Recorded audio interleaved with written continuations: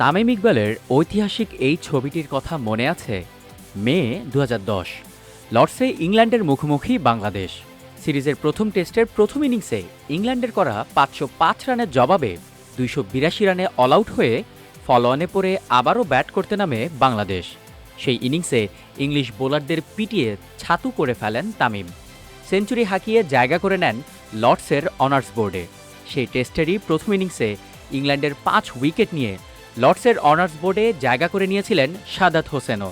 সেটি ছিল লর্ডসে খেলা বাংলাদেশের শেষ টেস্ট ম্যাচ। তারপর ১.৫ দশক কেটে গেলেও ঐতিহাসিক এই স্টেডিয়ামে আর কোনো টেস্ট খেলা হয়নি টাইগারদের।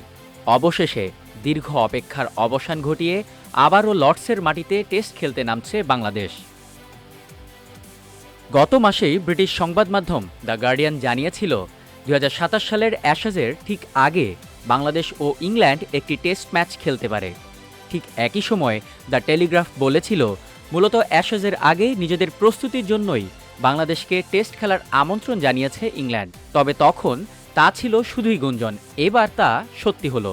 এক আনুষ্ঠানিক ঘোষণায় এই খবর নিশ্চিত করে England and Wales cricket board.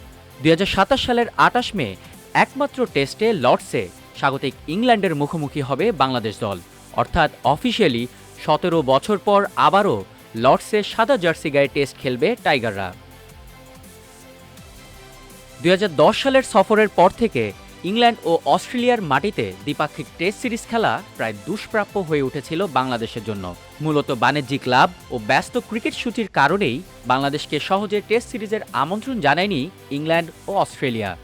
Bangladesh সফর করলে অন্যান্য পরাশক্তি দলের তুলনায় তাদের টিভি সম্প্রচার সত্ত্ব, স্পন্সরশিপ এবং টিকিট বিক্রি থেকে আয় অনেক কম হয়, ফলে আর্থিক ক্ষতির একটা ঝুঁকি থাকে।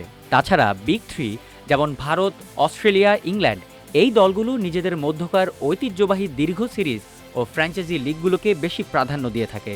ঠিক একই সাথে ঘরের মাঠে তাদের কন্ডিশনে একপেশে ম্যাচ হওয়ার আশঙ্কায় খেলার প্রতিযোগিতামূলক আকর্ষণও কমে যায়।